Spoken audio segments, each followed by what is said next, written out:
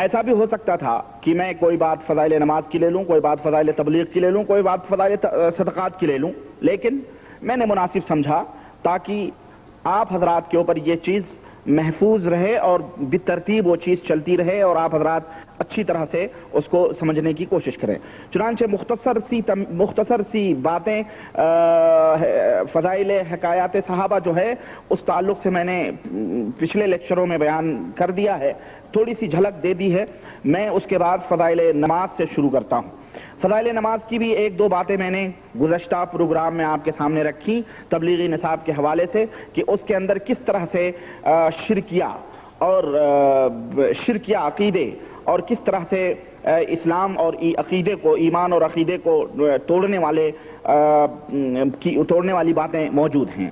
آئیے میں اگلے مرحلے میں قدم رکھتے ہوئے فضائل نماز ہی سے یہ بات میں آپ حضرات کے سامنے پہنچانا چاہتا ہوں، اور آج کی مجلس میں فضائل نماز، فضائل ذکر کے تعلق سے کچھ واقعات اور کچھ حضرت شیخ الدیوبندیہ اور جناب زکریا صاحب کی لکھی ہوئی جو کتاب ہے اس کتاب کے حوالے سے میں کچھ باتیں پہنچانا چاہتا ہوں۔ ایک بات قابل توجہ ہے اور وہ آپ حضرات اپنے ذہن میں رکھیں، اور وہ بات یہ ہے کہ میرے سامنے جو کتاب ہے، جس کتاب کا میں آپ کے سامنے حوالہ دے رہا ہوں، یہ کتاب فضائل اعمال ہے جو ادارہ اشاعت دینیات پرائیویٹ لمیٹڈ، جھا ہاؤس، حضرت نظام الدین، دلی، نمبر 13، انڈیا کی چھپی ہوئی ہے۔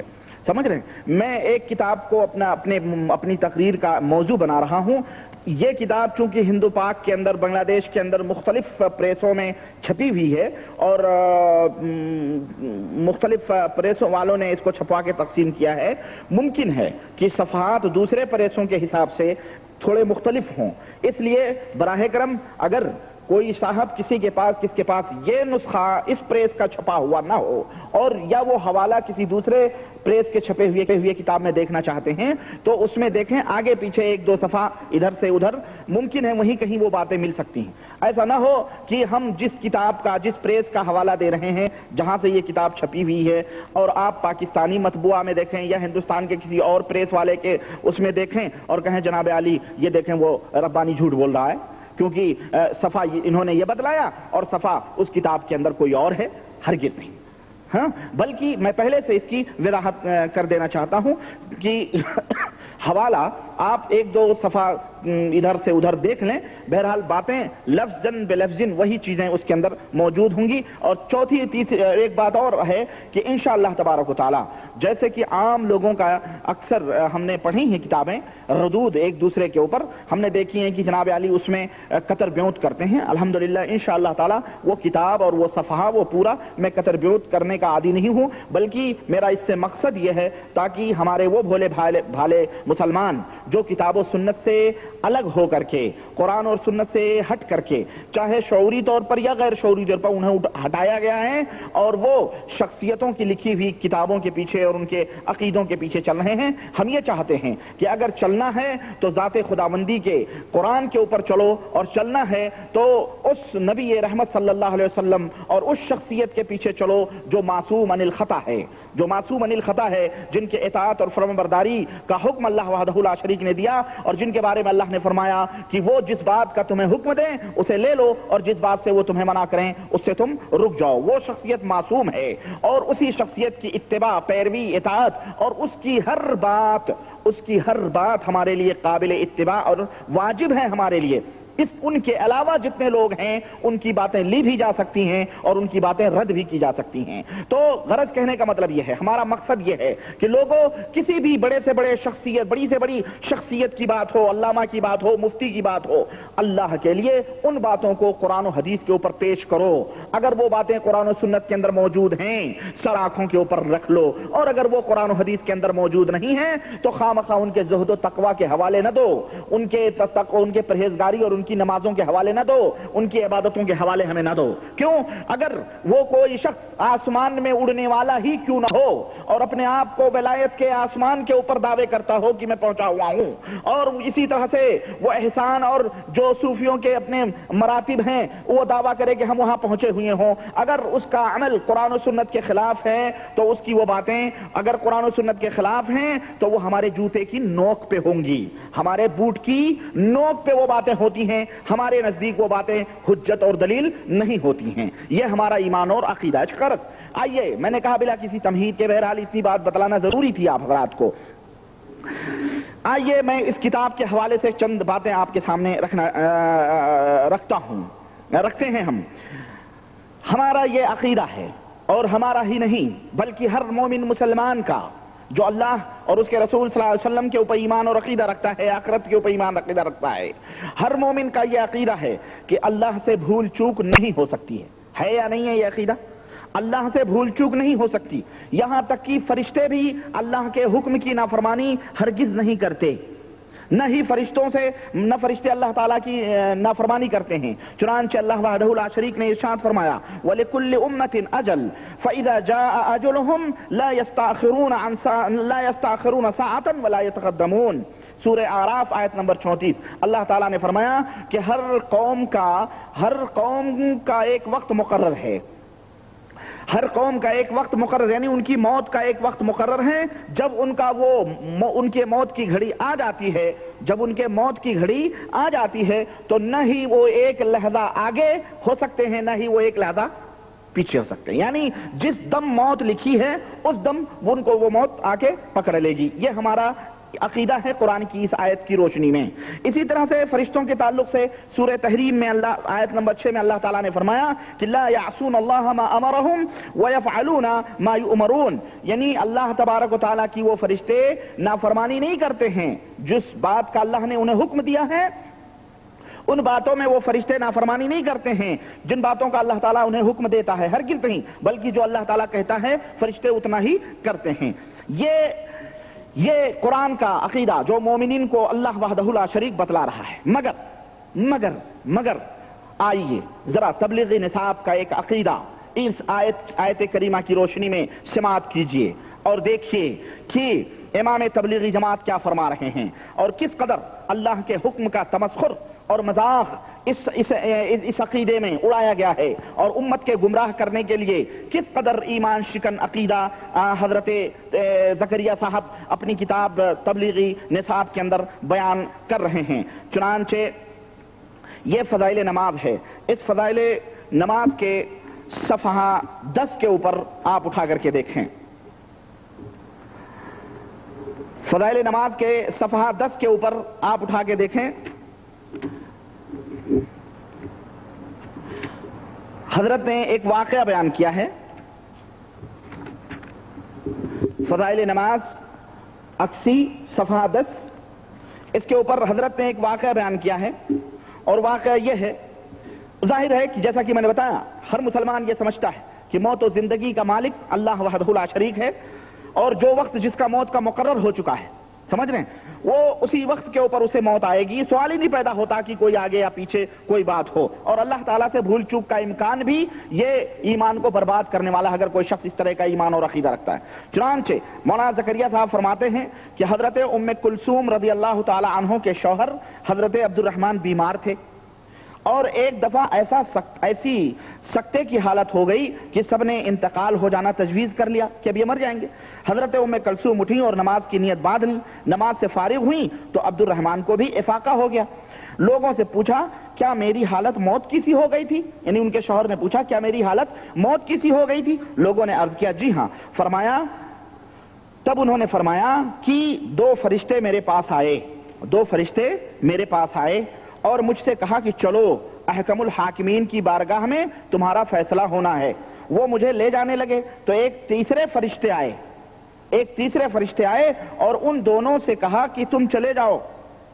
ان دونوں فرشتوں سے کہا تم چلے جاؤ. یہ ان لوگوں میں سے ہیں جن کی قسمت میں سعادت اسی وقت لکھ دی گئی تھی جب یہ ماں کے پیٹ میں تھے، اور ابھی ان کی اولاد کو ان سے اور فائدہ حاصل کرنے ہیں.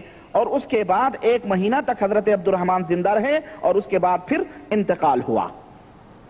یعنی ان کے موت کی گھڑی آ گئی تھی، فرشتے موجود ہو گئے تھے، لیکن بعد میں گویا نعوذ باللہ اللہ تعالیٰ سے بھول ہو گئی کہ ان فرشتوں کو بھیجا کہ جاؤ ان کی روح نکال کے لاؤ. پھر بعد میں اللہ تعالیٰ نے کہا نہیں ابھی ایک مہینہ باقی ہے، سمجھو ان کی قسمت میں 1 مہینہ زندہ رہنا باقی ہے.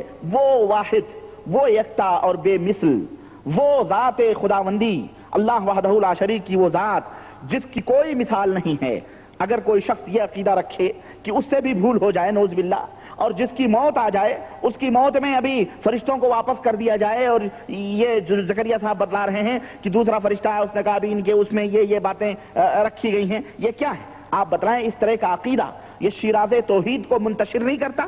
یہ توحید کے عقیدے کو ڈائنامٹ نہیں کرتا کہ مومن یہ عقیدہ رکھتا ہے کہ اللہ سے بھول چوک نہیں ہو سکتی، یا فرشتے اللہ کے حکم کے خلاف نہیں کر سکتے؟ کیا وہ دونوں فرشتے جو پہلے آئے تھے روح نکالنے کے لیے وہ بغیر حکم الہی کے آئے تھے؟ اور اگر وہ حکم الہی پہ آئے تھے تو کیا اللہ تعالیٰ بھول گیا تھا کہ ان کی قسمت میں سعادت اور نیک بختی نہیں لکھی گئی ہے؟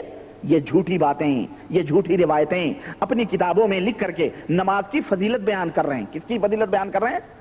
کہ 2 رکعت ان کی بیوی ہفتے ام کلثوم رضی اللہ تعالیٰ عنہا نے 2 رکعت نماز پڑھی تو گویا ان کی موت ہی ٹل گئی۔ گویا ہے تبلیغی جماعت کے بھائیوں، اگر تمہیں کوئی بھی اس طرح کی مصیبت آئے تو 2 رکعت نماز پڑھ کر اس کی موت ٹال دو، اللہ بھی بھول سکتا ہے نعوذ باللہ۔ میں پوچھنا چاہتا ہوں، حضرت زکریا صاحب جب موت و حیات کی کشمکش میں ہچکولے کھا رہے تھے، بھنور میں پھنسے ہوئے تھے، تو اس وقت سارے تبلیغی جماعت کو اللہ کی بارگاہ میں سجدہ کرنا چاہیے تھا۔ وہاں تو ایک تھی جو انہوں نے اللہ کی بارگاہ میں سجدہ کیا۔ اگر یہ مقبول بندے ہونے کا دعویٰ کرتے ہیں تو ان کو سب کو سجدہ کرے۔ زکریا صاحب کو بتا لینا چاہیے تھا کہ اللہ تعالیٰ ان کو قیامت تک کی مہلت دے دے، جس طرح ایک کو قیامت تک کی مہلت ملی ہے نا، انہیں بھی مہلت دے دے قیامت تک کے لیے۔ سمجھدار ہیں ماشاءاللہ، آپ لوگ سمجھ جاتے ہیں۔ لیکن اگر زکریا صاحب کو میں کہنا چاہتا ہوں کہ اگر توبہ کرنے کی توفیق ہوئی ہوگی تو ٹھیک ہے، نہیں تو اس عقیدے کی بنیاد پر اللہ ہی خیر کرے کہ ان کا کیا حشر ہوگا۔ اس عقیدے کی بنیاد پر میرے بھائی یہ ظاہر ہے کہ حضرت زکریا کی بے احتیاطی، اور جیسا کہ انہوں نے بات ہے کہ یہ کتاب میں نے اس ایام میں لکھی ہے جب ڈاکٹر نے مجھے ذہنی اور دماغی کام کرنے سے منع کیا تھا، تو یہ انہی دماغوں کی اپج ہوگی، بد دماغی کی انہوں نے بیچارے نے لکھ ماری۔ نہ کوئی حوالہ، نہ کوئی سند، نہ کچھ اس طرح کے واقعات نہ جانے یہودیوں کے نصرانیوں کے کہاں سے لکھ کر کے اور امت کو جو ہے گمراہ کیا جا رہا ہے۔ غرض آئیے ایک اور واقعہ لگے ہاتھوں دیکھتے ہیں ہم۔ ہر مسلمان، ہم اور آپ اس بات کا عقیدہ رکھتے ہیں کہ ہے ذرا تھوڑا معاشرتی مسئلہ ہے، فیملی پلاننگ کے تعلق سے ہے۔ حضرت زکریا صاحب نے باقاعدہ فیملی پلاننگ کے جواز کا ثبوت دیا، اشاروں میں بہت ساری باتیں کہہ گئے۔ سن 77 میں اندرا گاندھی اسی وجہ سے اتاری گئی تھی سیٹ سے، خواہ مخواہ بیچاری کچے مولویوں سے فتوے لے رہی تھی۔ ارے امیر تبلیغ جماعت سے فتوا لے لیتی، بات ہی ختم ہو جاتی۔ پر اس وقت گیا تھا ٹولہ، لیکن کھل کر کے نہیں بولے ہم سیاسی چکروں میں نہیں پڑتے۔ معاملہ کیا تھا؟ کتاب میں تو پہلے سے لکھا ہے، عقل مند والوں کتاب میں دیکھ لو، مسئلے سمجھ لو، خلاص۔ اب پورے تبلیغی جماعت والوں کو نسبندی کے چوکھٹ پہ حلال کر دینا چاہیے تھا۔ لیکن آئیے دیکھتے ہیں، ہر مسلمان کا یہ عقیدہ ہے کہ نسبندی کرانا، فیملی پلاننگ کرانا یہ اسلام کے خلاف امر ہے، شریعت مطہرہ کے خلاف چیز ہے، شریعت اس بات کی اجازت نہیں دیتی ہے۔ مگر ذرا تبلیغی جماعت کے اس شہسوار اور شیخ الحدیث کو دیکھیے کہ کس طرح سے فیملی پلاننگ یعنی نسبندی کے جواز کی دلیل دے رہے ہیں۔ یہی فضائل نماز ہے، صفحہ نمبر 12۔ فضائل نماز صفحہ نمبر 12 فرماتے ہیں کہ حضور کا ارشاد ہے۔ ابھی میں بتاؤں گا یہ کہاں سے لاتے ہیں، یہ بیچارے نہ جانے کہاں سے حضور صلی اللہ علیہ وسلم کا ارشاد لاتے ہیں، ادھر ادھر کی باتوں کو نقل کر کے حضور کی طرف منسوب کر دیتے ہیں۔ کہتے ہیں حضور کا ارشاد ہے اور بڑا قابل رشک ہے، حضور کا ارشاد ہے کہ بڑا قابل رشک ہے وہ مسلمان، حضور کا ارشاد ہے کہ بڑا قابل رشک ہے وہ مسلمان جو ہلکا پھلکا ہو۔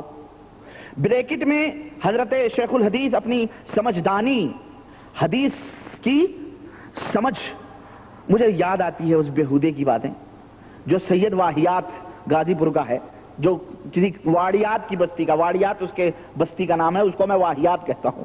وہ کہتا ہے اگر حدیث سمجھنا ہے تو علماء دیوبند کے درسوں میں جا کر کے حدیث سمجھو، وہاں تمہیں حدیث۔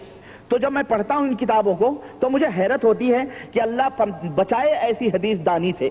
بریکٹ میں حضرت زکریا صاحب لکھتے ہیں یعنی اہل و عیال کا زیادہ بوجھ نہ ہو، ہلکا پھلکا یعنی اہل و عیال کا زیادہ بوجھ نہ ہو، نماز سے وافر حصہ اس کو ملا ہو، یہ آدمی بڑا قابل رشک ہے جو مسلمان ہلکا پھلکا ہو، یعنی اہل و عیال کا زیادہ بوجھ نہ ہو، نماز سے وافر حصہ اس کو ملا ہو، روزی صرف گزارے کے قابل ہو، جس پر صبر کر کے عمر گزار دے، اللہ کی عبادت اچھی طرح کرتا ہو، گمنامی میں پڑا ہو، جلدی سے مر جائے، جلدی سے مر جائے۔ اس جملے پہ میں بھی بتاؤں گا، جلدی سے مر جائے، ذرا توجہ رکھیے گا۔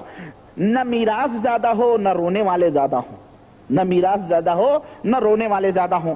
میں نے سوچا اللہ اکبر، اللہ کے رسول صلی اللہ علیہ وسلم کی خدمت میں ابو داؤد کے حوالے سے باب التزویج فی الابکار، ابو داؤد کے حوالے سے میں بتاؤں، ایک نوجوان آیا، اس نے کہا اللہ کے رسول صلی اللہ علیہ وسلم فلاں عورت ہے، بڑی حسین اور خوبصورت ہے، میں اس سے شادی کرنا چاہتا ہوں، صرف ایک عیب ہے اور وہ یہ ہے کہ اس کو بچے نہیں ہوتے ہیں۔ ہاں، اللہ کے رسول صلی اللہ علیہ وسلم نے فرمایا اس سے شادی نہ کرو۔ پھر آیا، پھر پوچھا، اللہ کے نبی نے فرمایا مت شادی کرو۔ تیسری دفعہ آیا، آپ نے فرمایا شادی مت کرو۔ ثم اتاه الثالثة فقال تزوجوا الودود الولود فإني مكاثر بكم الأمم۔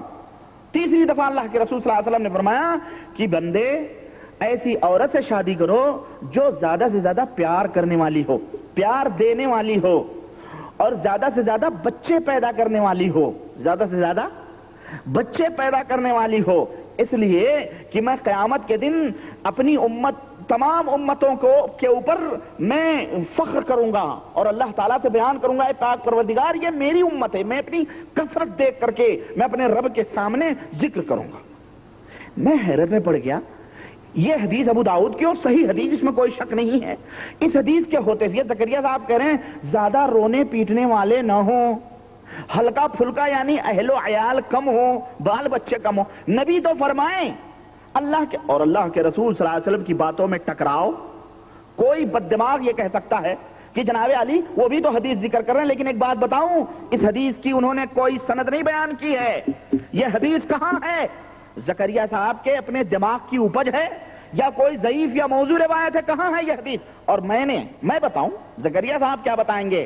ہم جیسے ادنا طالب علم جو حدیث کے ہیں، جو ہم ہر حدیث کی تحقیق کرتے ہیں، ہم نے اس حدیث کو ڈھونڈا، ہم نے سوچا دل میں کہ ذرا تحقیق کر لوں۔ لکھنے والے نے ہو سکتا ہے الزام لگایا ہو زکریا صاحب کے اوپر کہ یہ حدیث نہیں ہے، لیکن میں نے ڈھونڈا اور دیکھا تو مجھے یہ حدیث ان کتابوں میں ملی جن کتابوں کو محدثین نے ضعیف اور موضوع روایتوں سے بھرا ہوا ہے۔ یہ موضوع اور ضعیف روایتیں ہیں، اس طرح کی حدیث ہیں۔ صحیح روایت چھوڑ کر کے زکریا صاحب موضوع اور ضعیف حدیث روایتیں بیان کر رہے ہیں، ہلکے پھلکے اہل و عیال والے ہوں، بال بچے کم ہوں۔ میں سمجھتا ہوں اب اس سے کیا بتلانا چاہتے ہیں؟ اس سے یہی بتلانا چاہتے ہیں کہ زیادہ بچے ہونا یہ عیب ہے، اللہ خوش بختی کی نشانی نہیں ہے، یا اللہ کے محبوب بندے وہ زیادہ نہیں ہوتے جن کے پاس زیادہ بچے ہوتے ہیں۔ تبلیغی جماعت کے بھائیوں بند کر دو، زکریا صاحب کی اس تعلیم کے اوپر جا کے گورنمنٹوں سے کہہ دو فیملی پلاننگ کرنے آئے ہیں۔ کروڑوں کی تعداد میں، لاکھوں کی تعداد میں دعوے کرتے ہو، گورنمنٹ تو خوش ہو جائے گی اور اچھا بھی ہے، تعداد بھی کم رہے گی۔ اور اگر کبھی کچھ حادثے اس سے ہو گئے، اللہ نہ کرے کچھ ہو گئے، ادھر ادھر ختم ہو گئے، تو سمجھو آبادی ہی کم ہوگی ہمارے ہندوستان پاکستان کی، جس سے لوگ کمریں ٹیڑھی کیے ہوئے، گورنمنٹ کی آبادی بڑھ رہی ہے، اور ہمارے حکومتوں کو تو ان باتوں کو ان کتابوں سے نکال کر کے باقاعدے تبلیغی جماعت والوں کو ترغیب دینی چاہیے، چلو نسبندی کراؤ، کیونکہ بڑے خوش ہیں، کیونکہ قابل رشک ہے وہ مسلمان جو فیملی پلاننگ کرا لے، نوز باللہ اہل و عیال میں ہلکا حکم ہو۔ میرے بھائی، میرے عزیز، یہ تعلیم ہے۔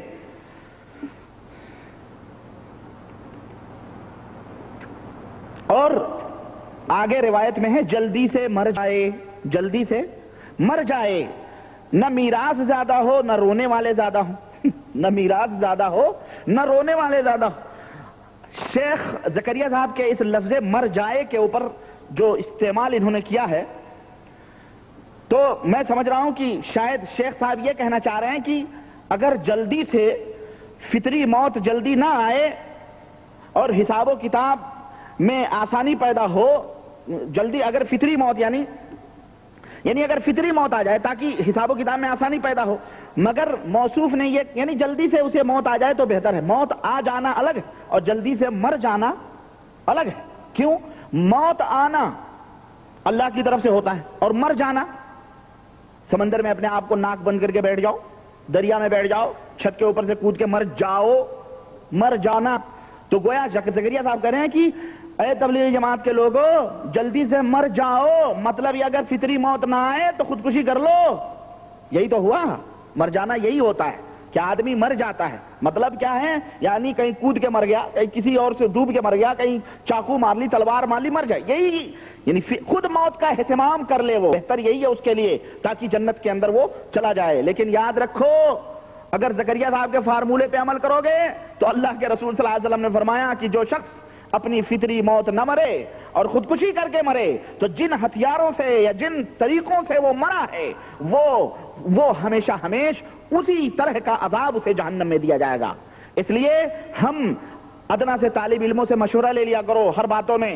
ہم تمہیں رہنمائی کرتے ہیں کہ اس طرح کی باتوں کے اوپر عمل میں نہیں کرنا کہ چاقو مار دو زکریا ہمارے پیر و مرشد نے فرمایا ہے، ہرگز نہیں. تو میرے اور آگے بڑھتے ہیں، ذرا سا چھوڑیں آپ اس بات کو اور آگے چلتے ہیں. ذرا سا ایک اور عقیدہ حضرت زکریا صاحب کا ملاحظہ کرتے ہیں. چنانچہ ہم موحد مومنین کا اور ادنا سے طالب علم ہونے کی حیثیت سے ہمارا یہ عقیدہ ہے اور تمام مسلمانوں کا یہ عقیدہ ہے کہ اگر کسی عذر شرعی کی بنا پر کوئی نماز قضا ہو گئی، چھوٹ گئی کوئی نماز، ٹائم نکل گیا، بعد میں اگر اسے پڑھ لے آدمی تو وہ نماز ادا ہو جاتی ہے کہ نہیں؟ قرآن و حدیث کا یہی فیصلہ ہے. چنانچہ تاریخ اور سیرت کے حوالے سے میں آپ کو بتاؤں، حضرت محمد الرسول اللہ صلی اللہ علیہ وسلم غزوہ خندق میں مشغول تھے، صحابہ کرام رضوان اللہ علیہم اجمعین آپ کے ساتھ تھے. چند نمازیں آپ کی وہاں قضا ہو گئیں، آپ نے وقت کے اوپر اسے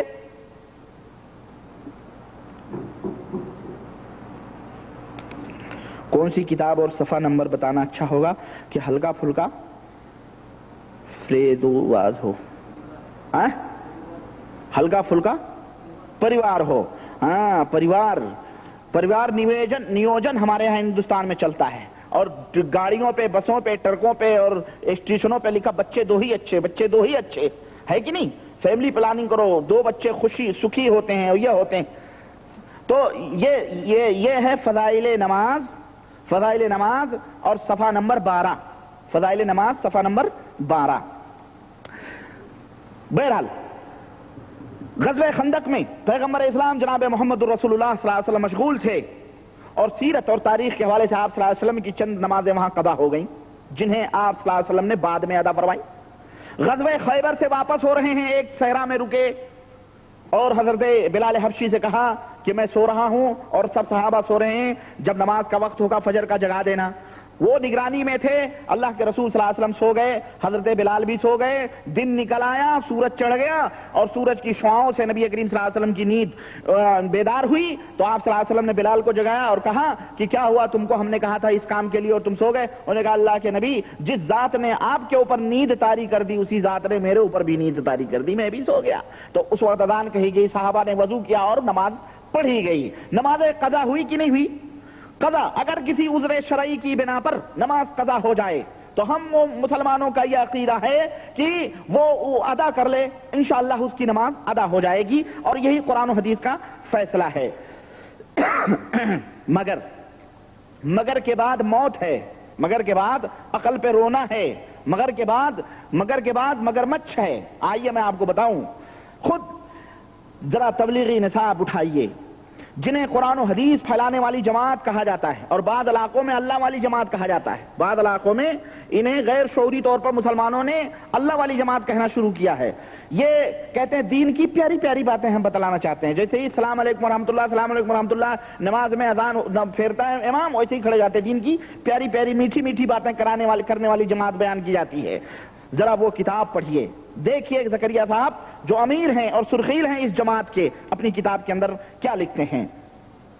فضائل نماز صفحہ نمبر 36 اٹھا کے دیکھیے، فضائل نماز صفحہ نمبر 36. اس کے اندر ایک روایت یہ ذکر کر رہے ہیں زکریا صاحب کہ نبی کریم صلی اللہ علیہ وسلم سے نقل کیا گیا ہے کہ جو شخص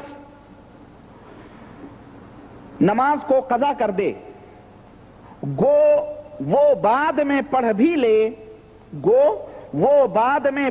لے پھر بھی اپنے وقت پر نہ پڑھنے کی وجہ سے ایک حقب جہنم میں جلے گا. غور سے سنیں, یہ حدیث کہاں ہے؟ میں نے بہت ڈھونڈی بھائی میرے, مگر مجھے حدیث کی کسی کتاب میں یہ حدیث نہیں ملی ہے. سنیے, ملی ہوگی کہیں ضعیف موضوع روایات میں, پر صحیح کتابوں میں ہمیں یہ حدیث نہیں ملی ہے. کہتے ہیں ایک حقب جہنم میں جلے گا وہ, بھلے وہ اگر اس کی نماز قضا ہو گئی اور بعد میں وہ پڑھ بھی لے تب بھی وہ ایک حقب جہنم میں جلے گا. اب آپ سوچتے ہوں گے یہ حقب کون سے پرندے کا نام ہے؟ یہ حقب کیا ہے؟ 1 گھنٹہ, 2 گھنٹے, 4 گھنٹے, کتنا جلے گا وہ؟ حقب کیا ہے؟ کہتے ہیں کہ اور حقب کی مقدار 80 برس کی ہوتی ہے. کتنے برس کی؟ 80 برس کی ہوتی ہے. اور سنو, اور 1 برس 360 دن کا ہوتا ہے. 1 برس کتنے دن کا ہوتا ہے؟ 360 دن کا ہوتا ہے. اور قیامت کا 1 دن 1000 برس کے برابر ہوگا. اللہ اکبر. ٹوٹل مارا ہے زکریا صاحب نے, دیکھے کیلکولیٹر بڑا کامیاب ہے. اس حساب سے آپ ذہن پہ زور نہ دیں, آپ نہ جوڑیں کہ اب کتنا ہوا. میں بتا رہا ہوں, کلیکشن کر رہا ہوں میں. دیکھیں اس حساب سے ایک حقب کی مقدار 2,88,00,000 برس ہوئی. 2,88,00,000 برس ہوئی. یہ ہمارے نبی کا فرمان ہرگز نہیں ہو سکتا. سمجھ آئیے آپ کو, یہ ہمارے نبی کی بات نہیں ہے. زکریا صاحب کہہ رہے ہیں کہ جو شخص نماز جس کی قضا ہو گئی بعد میں وہ پڑھ بھی لے تب بھی وہ ایک حقب جہنم میں جلے گا.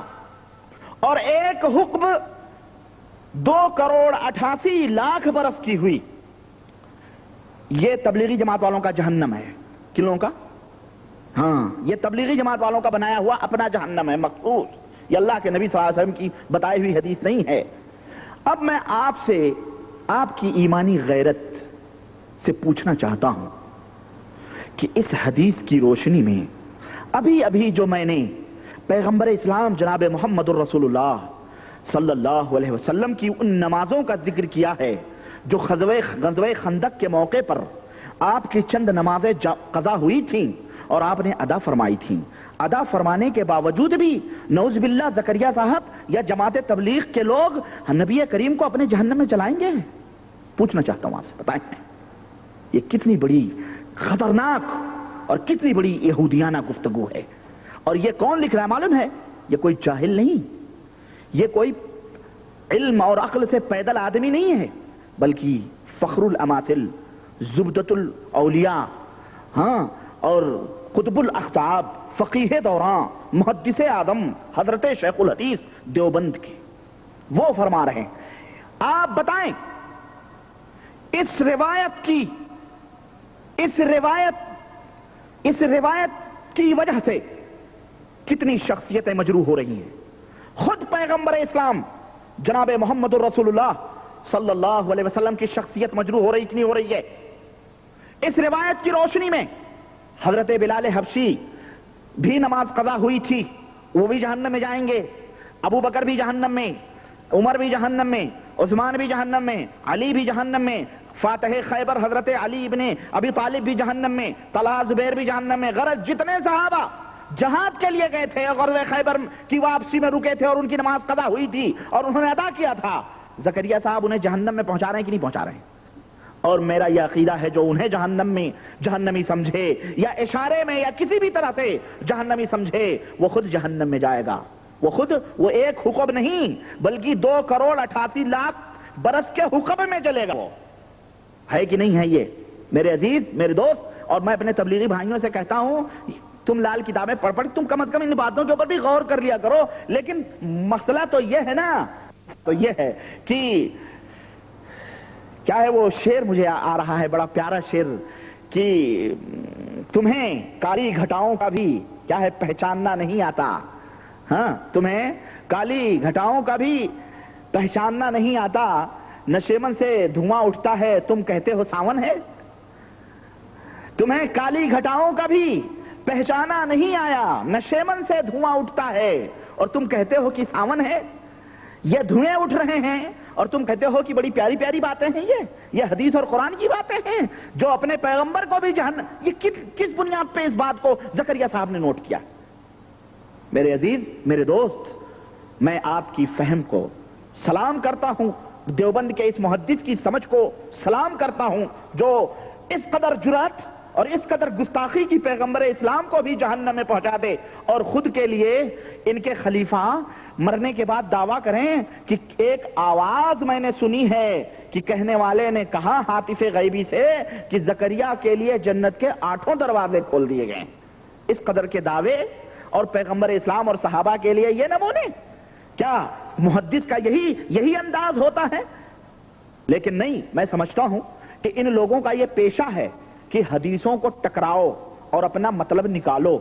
فقہ میں بھی انہوں نے حدیثوں کو ٹکرا کے امت کو گمراہ کرنے کی کوشش کی ہے اور کہا دیکھو یہ حدیثیں ٹکرا رہی ہیں، یہ حدیثیں ٹکرا رہی ہیں، ان میں اختلاف، ان میں اختلاف، تو اگر ہم میں اختلاف ہوا تو کون سی بری بات ہے؟ اختلاف و امتی رحمہ، نبی نے تو فرمایا ہے میری امت کا اختلاف رحمت ہے۔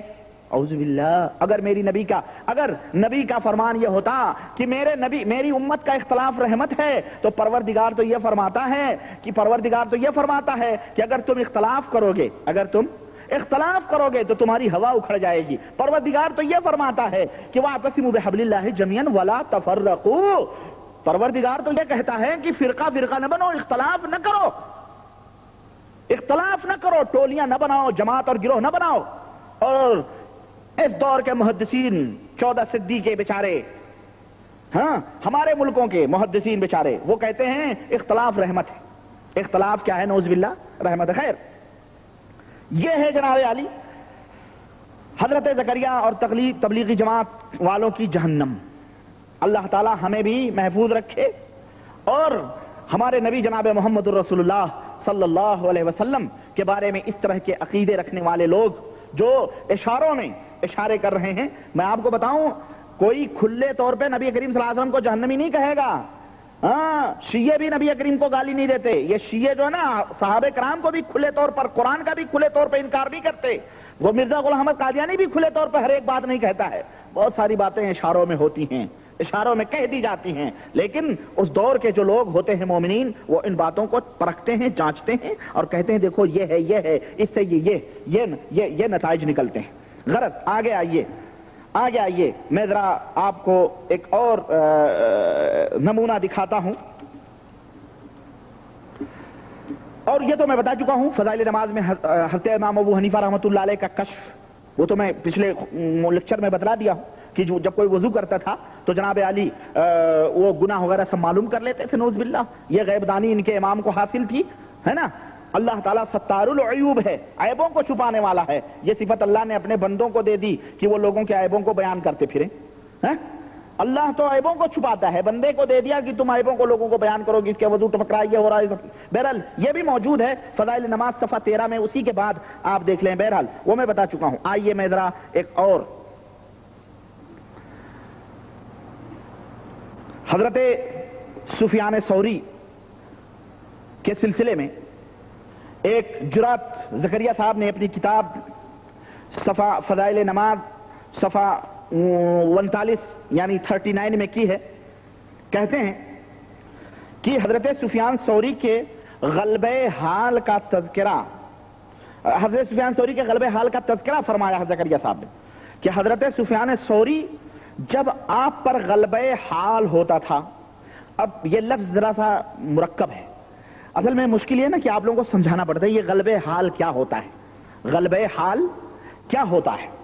اگر آپ میری زبان میں سمجھنا چاہتے ہیں تو اس کو میں بعد میں سمجھاؤں گا، اگر آپ صوفیوں کی زبان میں سمجھنا چاہتے ہیں تو صوفیوں کی زبان میں سمجھنے کے لیے آپ ذرا سا قوالیوں کے گروپ میں بیٹھے مزاروں کے اوپر، ہے نا، یا جہاں سما ہوتا ہے، یا جہاں پیر پگاڑے بیٹھتے ہیں، یا جہاں تعویذ اور گنڈے ہوتے ہیں، غلبہ حال وہاں آپ نمونے آپ کو سمجھ میں آ جائیں گے۔ وہ غلبہ حال، ہاں، وجد میں آنا، رقص کرنا اور جناب علی قوالی کے تھاپ کے اوپر ناچنا، حال سے بے حال ہو جانا، حال سے بے حال ہو جانا، اسی کو صوفیوں کی زبان میں غلبے حال کہا جاتا ہے، اور ربانی کی زبان میں اس کو سمجھیں گے آپ تو میری اپنی زبان میں اس کی خاص اصطلاح ہے، میں اس کو یوں نام دیتا ہوں غلبے حال۔ غلبے حال کا مطلب یہ ہے شیطان کے کھودنے کے اوپر کودنا، سمجھ رہے ہیں؟ یہ غلبے حال ہوتا ہے، شیطان کھودتا ہے تو وہ اچھل کود کرتے ہیں، اس کو غلبے حال کہا جاتا ہے۔ یہ غلبے حال صحابہ کرام پر نہیں آیا، جن کے اوپر وہی اترتی تھی انہیں کبھی غلبے حال نہیں ہوا۔ اس دور کے اور اس دور کے کچھ جو ان کے تذکرے وہ غلبے حال، اس میں کیا ہوتا ہے؟ اس میں غلبے حال جب ہوتا ہے آدمی بے حال ہو جاتا ہے، مجنون ہو جاتا ہے، کپڑے نکال دیتا ہے نا؟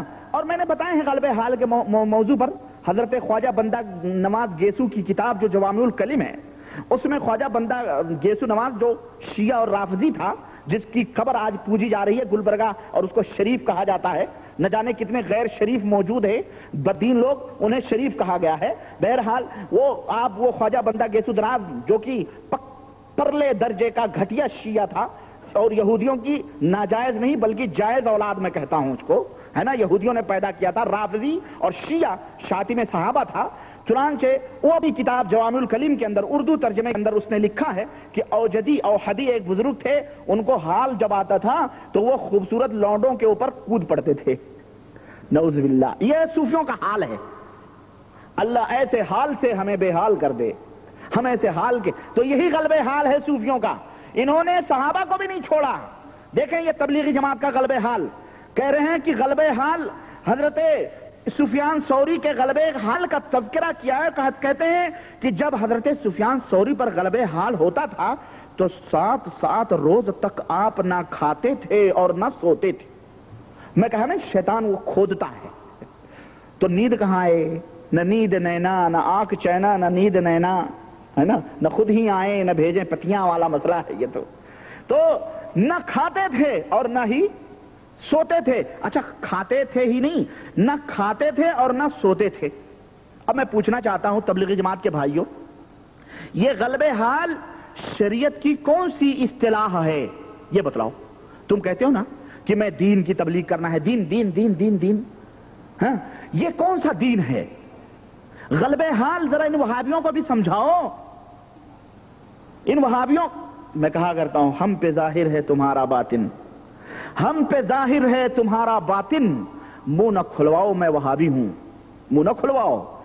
تم دوسروں کو زہد و ورع کی دھمکیاں دینا، تم دوسروں کو تقوی کی لالچ، تقوی اور اس کے جال پھیلا کے پھانسنا، تم دوسروں کو اپنی بزرگیت اور اپنی قطبیت اور ابدالیت اور ولایت کے کرشمے اور جو ہے شعبدے بازیاں دکھانا، لیکن تمہیں ہم جانتے پہچانتے ہیں۔ تمہیں رئیس امروہی کا شعر مجھے یاد آ گیا، تمہیں ہم جانتے پہچانتے ہیں، کبھی ہم سے اداکاری نہ کرنا۔ تمہیں ہم جانتے پہچانتے ہیں، ہمارے سامنے اداکاریاں نہیں چلتی، ہم جانتے ہیں اداکاری کیا ہوتی۔ ہاں تو یہ ان سے پوچھنا چاہتا ہوں میں، میرے بھائیوں تبلیغی جماعت کے، ذرا اپنے حضرت امیر سے پوچھیں یہ غلبے حال کیا ہوتا ہے۔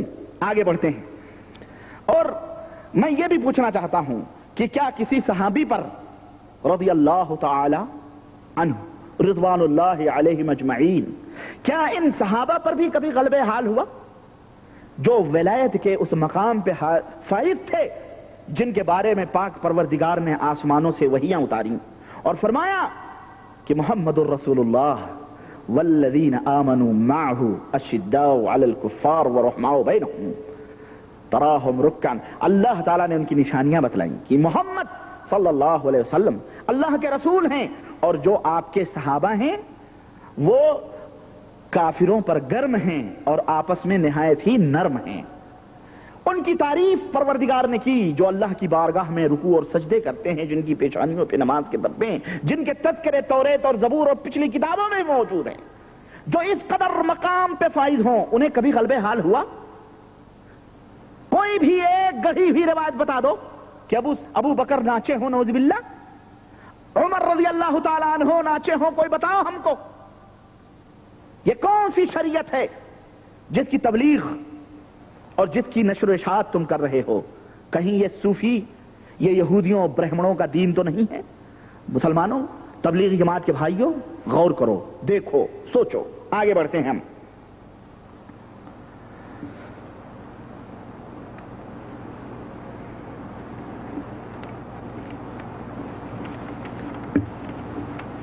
آئیے ذرا سا میں ایک کچھ اور واقعے آپ کو بتلاتا ہوں۔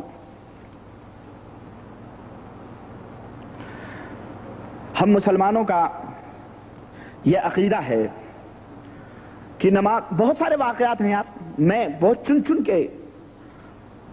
چن کے میں لا رہا ہوں، چن چن کے واقعات رقم کر رہا ہوں میں والا مسئلہ ہے۔ یہ شعر بھی بنتے جا رہے ہیں، چن چن کے واقعات رقم کر رہا ہوں میں۔ دوسرا مصرع آپ لوگ لگائیں، مصرع طرح ہے۔ ہم مسلمانوں کا یہ ایمان اور عقیدہ ہے کہ نماز ہو یا اس کے علاوہ جو دیگر عبادتیں ہوں، ہاں، صدقہ ہیں، خیرات ہیں، نماز، کوئی بھی عبادت ہو، ہم مسلمانوں کے یہ ایمان اور عقیدہ ہے کہ ہم یہ اللہ وحدہ لا شریک کی رضا اور خوشی کے لیے کرتے ہیں۔ اور جو شخص اللہ اور اس کی رضا کی خوشی کے لیے نہ کرے، اللہ اور اس کی رضا کے لیے نہ کرے، اس کی خوشی کے لیے نہ کرے، تو اس کی نماز، اس کی عبادتیں سب برباد ہیں، بیکار ہیں، اس کی کوئی ویلو اور کوئی اہمیت نہیں۔ مگر تبلیغی جماعت کے ان صوفیوں کو دیکھو، یہ صوفی ہیں بیچارے، یہ صوفیوں کی ٹولی ہے۔ بریلویوں نے اپنی جماعت صوفیوں کی بنائی ہے، تبلیغیوں نے یہ ٹولیاں بنائی ہیں، اور خانقاہوں میں رہ کر یہ جو چلے کاٹتے ہیں اور حق ہو حق ہو حق ہو حق ہو کی ضربیں مارتے ہیں اور مراقبہ اور ذکر کرتے ہیں۔ ذرا ان کی عبادتیں کس لیے ہوتی ہیں؟ ان کی عبادتیں، ان کے مراقبے، ان کے چلے، ان کی نمازیں کس لیے ہوتی ہیں؟ ذرا اسے تبلیغی نصاب کے آئینے میں دکھاتا ہوں میں آپ کو۔ آئیے دیکھتے ہیں، اٹھائیے تبلیغی نصاب، فضائل نماز صفحہ نمبر 60، فضائل نماز صفحہ نمبر 60۔ اس کے اندر حضرت زکریا صاحب نے کئی واقعات ذکر کیے ہیں، میں چند واقعات آپ کے سامنے رکھنا چاہتا ہوں۔ کہتے ہیں کہ شیخ عبد الواحد مشہور صوفیہ میں ہیں، فرماتے ہیں ایک روز نیند کا اتنا غلبہ ہوا کہ رات کو اوراد و وظائف بھی چھوٹ گئے۔ اب یہ اوراد و وظائف جو کیا ہیں یہ میں بعد میں بتاؤں گا، فضائل ذکر میں وہ چیز آ رہی ہے۔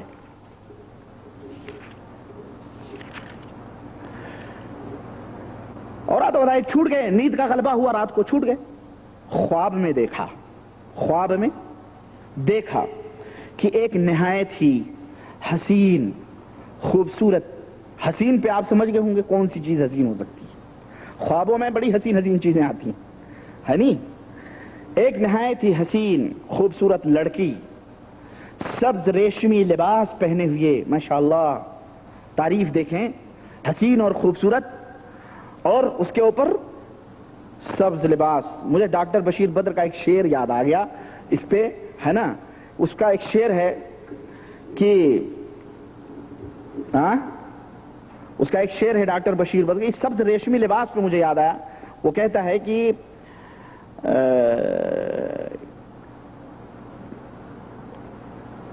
کیا ہے، یاد نہیں آ رہا، چلے بعد میں سمجھ رہے ہیں۔ وہ شعر ہے، ایک پھول، یہ پھول ہے نا، اور یہ ہرا بھی ماشاءاللہ، ہرے لال پیلے، ایک پھول دھوپ کی پتیوں میں ہرے ربن سے بندھا ہوا، ایک پھول دھوپ کی پتیوں میں ہرے ربن سے بندھا ہوا، وہ غزل کا لہجہ نیا نیا، نہ کہا ہوا نہ سنا ہوا۔ سمجھ رہے ہیں؟ بہرحال آپ لوگ شاعری کے موڈ میں نہ آئیں، لیکن ایسی حسین باتیں اور حسین تذکرے ہوں تو ذرا شاعری باتیں آ جاتی ہیں۔ بہرحال کہہ رہے ہیں کہ ایک نہایت حسین خوبصورت لڑکی، سبز ریشمی لباس پہنے ہوئے، جس کے پاؤں کی جوتیاں تک تسبیح میں مشغول ہیں، جس کے پاؤں کی جوتیاں تک تسبیح میں مشغول ہیں، کہتی ہے، حضرت ابو عبدالواحد سے کہتی ہے کہ میری طلب میں کوشش کر، میری طلب میں یعنی مجھے ڈھونڈنے میں کوشش کر، میں تیری تلاش ہوں، میں تیری طلب ہوں، میں تیری ڈھونڈ، میں تیرا مقصد ہوں۔ اس کے بعد اس نے چند شوقیہ شعر پڑھے۔ بھائی وہ شوقیہ شعر مجھے بھی آ گیا تو کیا برا ہوا، سمجھ رہے نا؟ شوقیہ شعر پڑھے، یہ خواب سے اٹھے اور قسم کھا لی، حضرت بزرگ نے قسم کھا لی کہ رات کو نہیں سوؤں گا۔ کہتے ہیں کہ 40 برس تک صبح کی نماز عشاء کے وضو سے پڑھی۔ اب سمجھ آئیے آپ کو کہ یہ نمازیں کس کی ڈھونڈ اور کس کی رضا اور کس چیز کے پانے کے لیے ہیں، کس خوشی میں ادا کی جا رہی ہیں۔ زکریا صاحب تبلیغ جماعت کے لوگوں کو یہی نسخے بتا رہے ہیں کہ تم بھی ایسا کرو گے، تمہیں بھی وہ حسین لڑکی۔ تو یہ جو نماز تسبیح جو گن رہے نا، یہ وہی ہے، حسین لڑکی حسین لڑکی، سبز ریشمی لباس میں آئے، سبز ریشمی لباس میں آئے، یہی گنتے ہوں گے، یہی مقصد ہے، یہی بتلا رہے ہیں۔ اور سنیں ایک واقعہ اور لگے ہاتھوں دیکھیں۔ شیخ مظہر سعدی ایک بزرگ ہیں جو اللہ جل شانہ کے عشق و شوق میں 60 برس تک روتے ہیں۔ یہ عشق کا جو لفظ ہے نا، عشق یا شعر، عشق و شوق، یہ لفظ عشق میں ذرا آپ لوگوں کو بتلا دوں، یہ عشق جو ہے بڑی عجیب و غریب چیز ہے۔ یہ عشق کیا ہے؟ عشق جو ہے نا، یہ عشق اور ایک چیز ہے محبت، اس کے فلسفے۔ محبت یہ نہایت ہی پاک اور صاف اور بڑا ہی پیارا لفظ ہے، اور نہایت ہی تقدس لیا ہوا کلمہ لفظ ہے یہ محبت۔ اس کے اندر نفسانی خواہشات کا کوئی دخل نہیں ہوتا، نفسانی شہوت پرستی کی بو اس لفظ میں نہیں آتی ہے۔ محبت کے اندر یہ چیز نہیں آتی۔ آدمی کہتا ہے میں اپنے باپ سے محبت کرتا ہوں، آدمی کہتا ہے میں اپنے ماں سے محبت کرتا ہوں، آدمی کہتا ہے میں اپنی بہن سے محبت کرتا ہوں۔ کبھی آپ نے یہ سنا ہے کہ آدمی یہ کہے کہ میں اپنی ماں سے عشق کرتا ہوں؟ کبھی آپ نے سنا ہے کہ کوئی یہ کہے کہ میں اپنی بہن سے عشق کرتا ہوں؟ ذرا کوئی کہہ کے دیکھ لے۔ میں سمجھتا ہوں جس کی بہن نہیں ہوگی نا، بھلے وہ اس کی بہن نہیں ہے لیکن وہ بھی جوتے مارے گا، مردود تجھے عشق کرنا تھا، تیری بہن ہی تھی، ہے کہ نہیں؟ عشق کا لفظ جو ہے اس کے اندر شہوت ہے، یہ بڑا بدنام لفظ ہے، برا لفظ ہے۔ یہی وجہ ہے کہ پورا قرآن کریم اٹھا ڈالو اور حدیث کے پورے ذخیرے اٹھا ڈالو، اللہ وحدہ لا شریک نے اور نہ ہی اس کے نبی جناب محمد رسول اللہ صلی اللہ علیہ وسلم نے کہیں بھی عشق کا لفظ نہیں استعمال فرمایا ہے۔ کیوں؟ وہ تو جوامع الکلم دیے گئے تھے، پاک پروردگار ایسا لفظ نہیں کہتے استعمال، جہاں کہیں بھی دیکھیں وہیں آپ کو ملے گا، قل ان کنتم تحبون اللہ فاتبعونی یحببکم اللہ، ہے نا؟ اللہ کے نبی فرماتے ہیں من احبنی فہو معی فی الجنہ، جو میرے ساتھ محبت کرے وہ میرے ساتھ جنت میں۔ کہیں اللہ کے نبی نے فرمایا ہے کہ میں جو میرے ساتھ عشق کرے، جو میرے ساتھ عشق کرے، جو میرے ساتھ عشق کرے، اللہ کے ساتھ عشق کرے۔ لیکن یہ لوگ جو ہے نا عشق کے عشق یہ عشق چیز ہی کچھ اور ہے، سمجھ رہے ہیں؟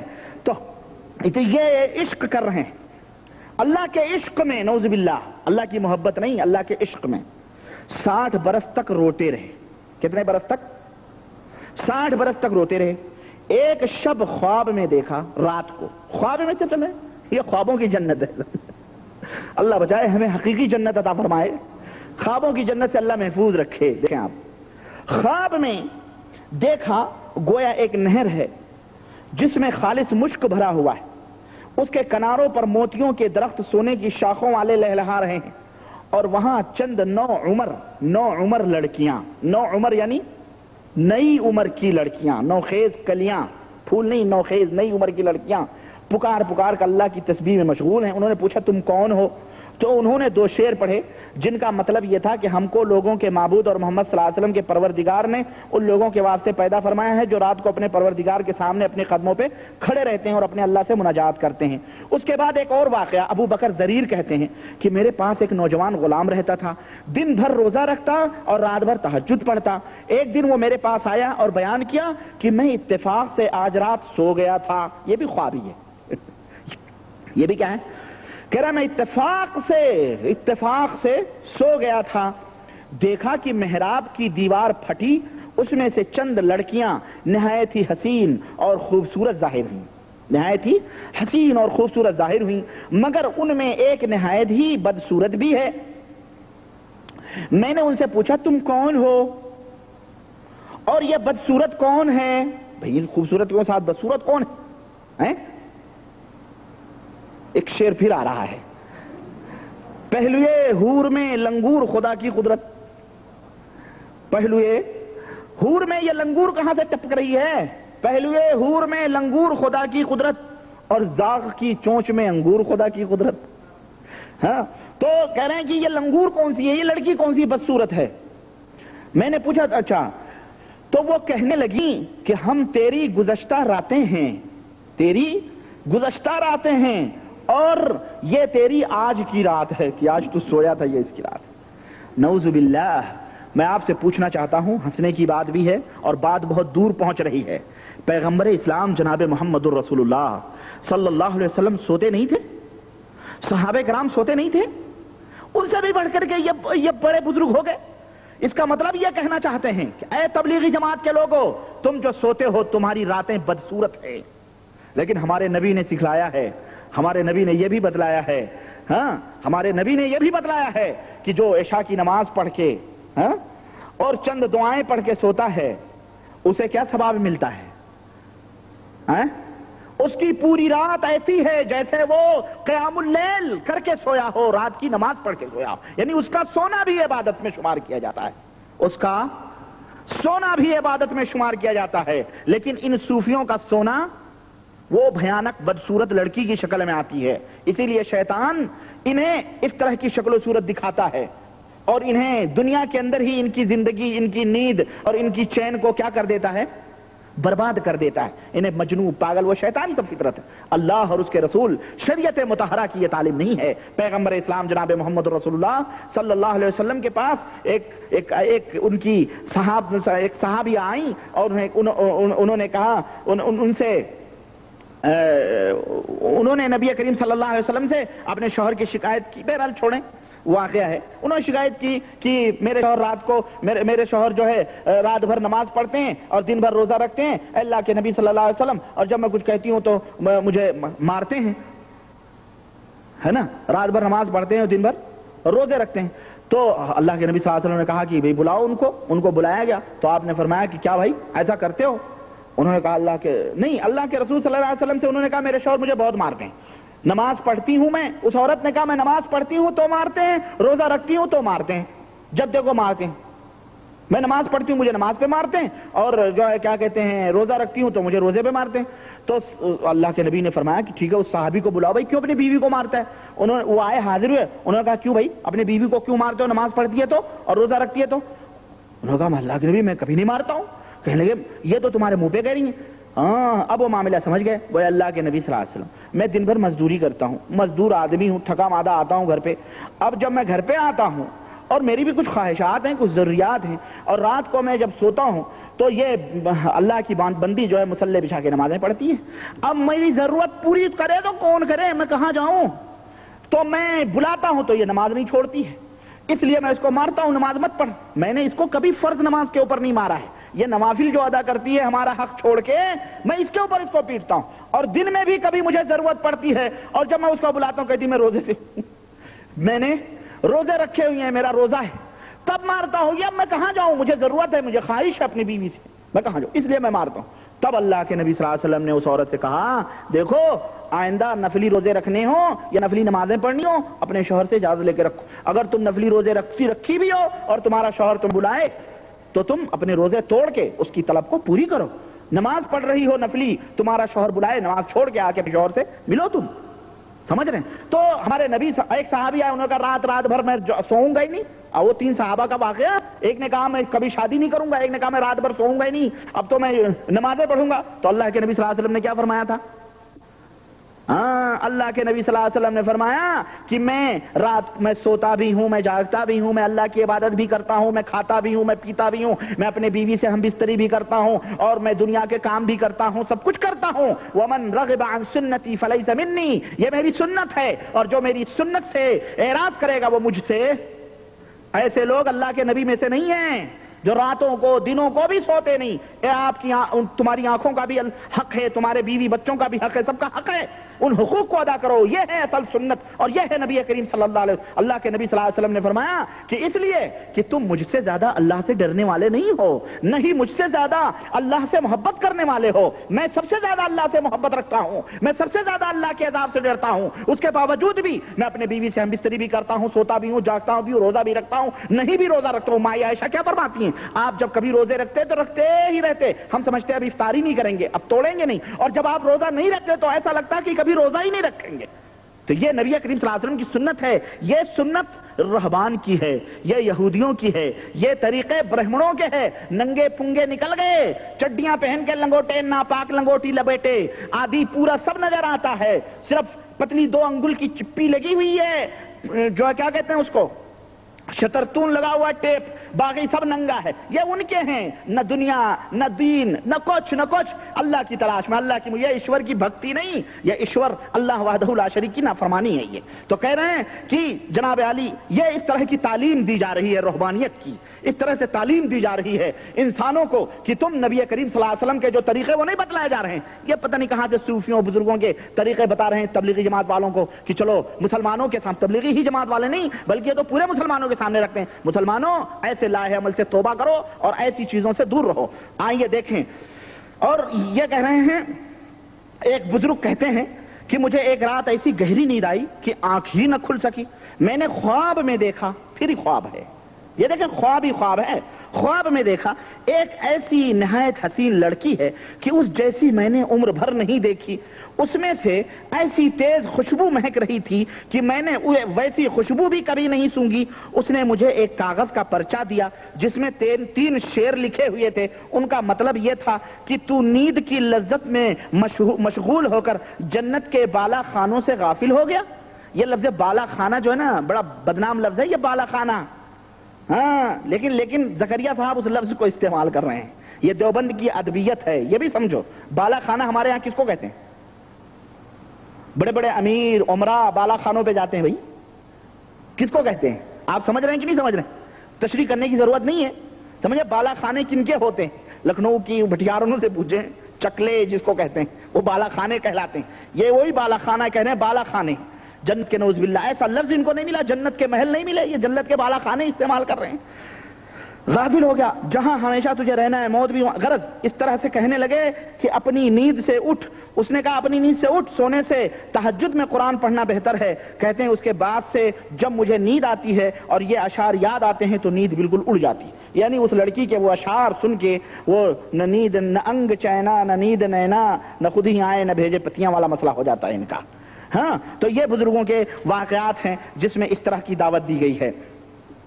آئیے لگے ہاتھوں ایک اور واقعہ میں آپ حضرات کے سامنے ذکر کروں. یہی زکریا صاحب ہیں, لکھتے ہیں اپنی کتاب کے اندر, اور اللہ کی لعنت ہو جھوٹوں کے اوپر. الا لعنت اللہ علی الکاذبین, اللہ لعنت بھیجے جھوٹوں کے اوپر. لکھتے ہیں ایک سید صاحب کا واقعہ لکھا ہوا ہے, صفحہ نمبر 64. صفحہ نمبر 64 لکھتے ہیں کہ ایک سید, تبلیغی نصاب فضائل نماز صفحہ نمبر 64. کبھی بولو ربانی اپنی طرف سے چھوڑ رہا ہے, نعوذ باللہ. ہمیں ایسی ادب کی باتیں نہیں بول سکتے بھائی, ہے نا. ایک سید صاحب کا قصہ لکھا ہے. کہاں لکھا ہے کچھ پتہ لتا نہیں ہے, نہ کوئی سر ہے نہ کوئی پیر ہے. لکھا ہے کہیں لکھا ہوگا کہ 12 دن تک, 12, غور سے سنو اور میرے تبلیغی بھائیو ذرا تم بھی آزماؤ. یہ سارے 5-6 لاکھ 8 لاکھ 10 لاکھ جو 20 لاکھ کے اجتماع کرتے ہو اور خواہ لوگوں کے ٹینک پانی استعمال کرتے ہو, بدبو پھیلاتے ہو, پیخانے بنواتے ہو, ہاں سب کچھ وہاں پہ خواہ پیسے خرچ ہوتے ہیں. اور یہ تبلیغی جماعت کی مدد کرنے والی جو گورنمنٹیں ہیں, چاہے برٹش گورنمنٹ ہو یا انڈیا یا پاکستان, دنیا کی گورنمنٹیں ان کی مدد کرتی ہے نا. یہ جو کہتے ہیں ہمیں اللہ دیتا, اللہ تو دیتا ہی ہے, بہرحال سب قوموں میں سب کی روزیاں اللہ دیتا ہے, لیکن یہ باقاعدہ ایجنٹ ہیں جناب علی, نے حکومتیں پیسے دیتی ہیں. یہ لوگوں کو پتہ نہیں ہے, اندر کی بات ہے, وہ میں بعد میں بتاؤں گا. تو جناب علی یہ خامخواہ پیخانے حمامات بنا کر کے بدبو پھیلاتے ہیں. جہاں بھی تبلیغی اجتماع ہوا وہاں پتہ چلا کہ سراد ہی سراد ہو گئی. خامخواہ یہ فارمولہ اپناؤ جو زکریا صاحب بتا رہے ہیں. سارے تبلیغی جماعت کے بھائیوں اپناؤ, یہ نصیحت ہے, اور اللہ نہ کرے تمہیں کبھی توفیق ہو یہ فارمولہ اپنانے کی. ہم تمہاری برائی نہیں چاہتے, ہم تمہاری صحت اور تندرستی چاہتے ہیں, جسمانی صحت بھی چاہتے ہیں, تندرستی, اور تمہارے ایمان کی بھی اصلاح چاہتے ہیں. وما توفیق الا باللہ. ایک سید صاحب کا قصہ لکھا ہے کہ 12 دن تک، کتنے دن تک؟ 12 دن تک ایک ہی وضو سے ساری نمازیں پڑھیں، ایک ہی وضو سے ساری نمازیں پڑھیں، اور 15 برس مسلسل لیٹنے کی نوبت نہیں آئی۔ نہ جانے کس نے یہ سزا ان کے لیے مقرر کی تھی سید صاحب کے لیے کہ سوئے نہیں۔ کئی دن ایسے گزر جاتے کہ کوئی چیز چکھنے کی نوبت نہ آتی تھی۔ 12 دن تک ساری نمازیں ایک ہی وضو سے ادا کری۔ یہ کون تھا؟ یہ سید لکھ کر کے آل رسول کی طرف نسبت کی گئی ہے، تاکہ جو لوگ آل رسول سے محبت رکھتے ہیں وہ اس بات کے اندر شک بھی نہ کریں۔ ہو سکتا بھائی آل رسول ہیں، لیکن کوئی آل رسول ایسا نہیں پیدا ہوا ہے، یہ سید نہیں رہا ہوگا، یہ جن رہا ہوگا، کوئی شیطان رہا ہوگا، انسان ایسا نہیں ہو سکتا ہے۔ انسان کی فطرت یہ نہیں ہے، یہ فطرت کے خلاف بات ہے، ہرگز نہیں۔ نہ ایسی کوئی دلیل سید المرسلین جناب محمد رسول اللہ صلی اللہ علیہ وسلم کی ملتی ہے، اور نہ ہی ایسی کوئی دلیل صحابہ کرام رضوان اللہ علیہم سے ملتی ہے، نہ ہی ائمہ سے ملتی ہے، نہ تابعین میں ملتی ہے، نہ تبع تابعین میں ملتی ہے، ہمارے سلف میں تو نہیں ملتی۔ یہ صوفیوں کا کوئی شیطان رہا ہوگا، کوئی صنم رہا ہوگا جس نے ڈانٹیں لگا لی ہوں گی اور ایک ہی وضو سے پوری 12 دن کی نمازیں پڑھی ہوں گی، نعوذ باللہ۔ اللہ کے نبی تو فرماتے ہیں وضو تازے کر لیا کرو۔ اللہ کے نبی فرمائے جس کے دروازے کے اوپر نہر بہ رہی ہو، اگر وہ 5 وقت اس کے اندر غسل کرے تو کیا بتاؤ اس کے حل یبقى من جسمہ درن، کیا اس کے جسم کے اوپر کوئی میل رہے گی؟ صحابہ نے کہا نہیں، کہا یہی مثال ہے نماز پڑھنے والے کی کہ وہ جب وضو کرتا ہے اللہ اس کے گناہوں کو دھل دیتا ہے۔ اور یہ کہہ رہے ہیں 12 دن تک یہ معصوم تھے۔ کون تھا یہ سب جناتی کہانیاں ہیں، یہ کرشمے ہیں جناتوں کے جو حضرت تبلیغی جماعت امیر صاحب اپنی جماعت اور مسلمانوں کے سامنے رکھنا چاہتے ہیں۔ مسلمانوں ایسے لوگوں کی جالوں میں نہ آنا، یہ فطرت کے خلاف ہے۔ کبھی تم بھی آپریشن کرا کے کہو چلو ہم اس فارمولے پہ عمل کریں، مر جاؤ گے، پیٹ پھول جائے گا، ختم ہو جاؤ گے، ایک دن نہیں برداشت کر سکتے ہو، تم 12 دن کی بات کر رہے ہو۔ چلیں اسی طرح سے یہ دیکھیں حضرت زکریا صاحب نے ایک جگہ اور لکھا ہوا ہے، یہ اسی فضائل نماز صفحہ نمبر 63 کے اندر ایک ابو عبداللہ جلا کا